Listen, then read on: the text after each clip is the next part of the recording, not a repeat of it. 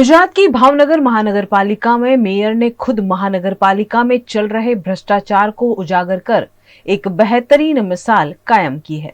भावनगर महानगर पालिका में एक ऐसी घटना सामने आई है जो महानगर पालिका में चल रहे भ्रष्टाचार की पोल अपने आप खोल रही है। दरअसल भावनगर के आनंद नगर इलाके में श्रद्धा सोसाइटी में सड़क खराब होने की वजह से वार्ड के इंजीनियर द्वारा प्लान बनाकर सड़क निर्माण का भूमि पूजन तय किया गया। और जब भूमि पूजन में भावनगर के मेयर भरत बारड़ पहुंचे तब उन्होंने देखा कि यह सड़क तो अच्छी भली है और उन्होंने भूमि पूजन करने से इनकार कर दिया।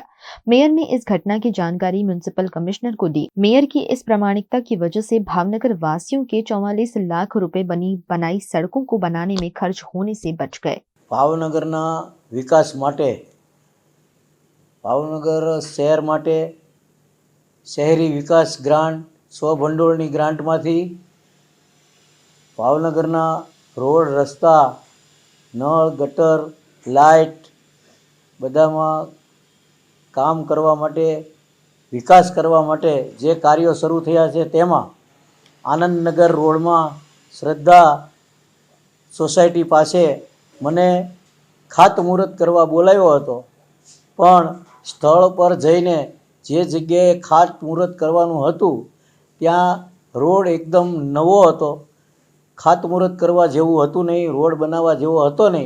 તેથી મેં સૂચન કર્યું હતું કે અહીંયા રોડ બનાવાય નહીં, અહીંયા ખર્ચો કરાય નહીં, પણ આ ખર્ચો તમે બીજે ક્યાંક ટ્રાન્સફર કરી દો જેથી કરીને જ્યાં જરૂરિયાત હોય ત્યાં આ ખર્ચ લેખે લાગે।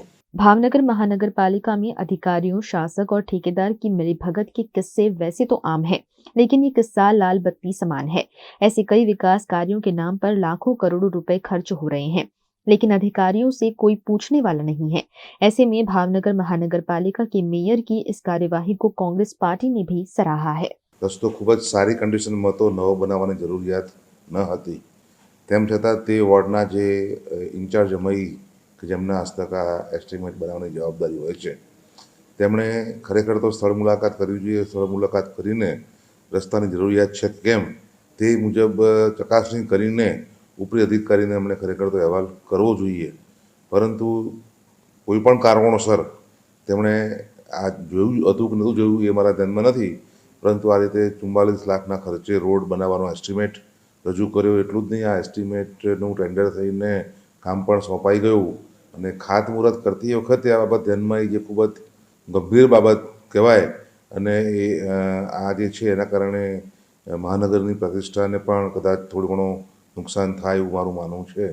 गुजरात के भावनगर में नवविवाहिता पत्नी ने शादी के 10 दिन बाद ही अपने पति को मौत के घाट उतार दिया। भावनगर जेसर तालुका के जूना पादर गांव में 25 जनवरी को वजूभाई गोहिल की शादी दीपिका वसावा से हुई थी। शादी के बाद पति हर रोज अपनी पत्नी के साथ मारपीट करता था, जिससे परेशान होकर पत्नी ने अपने पति की हत्या कर दी। यह पूरी घटना सोमवार देर शाम की है।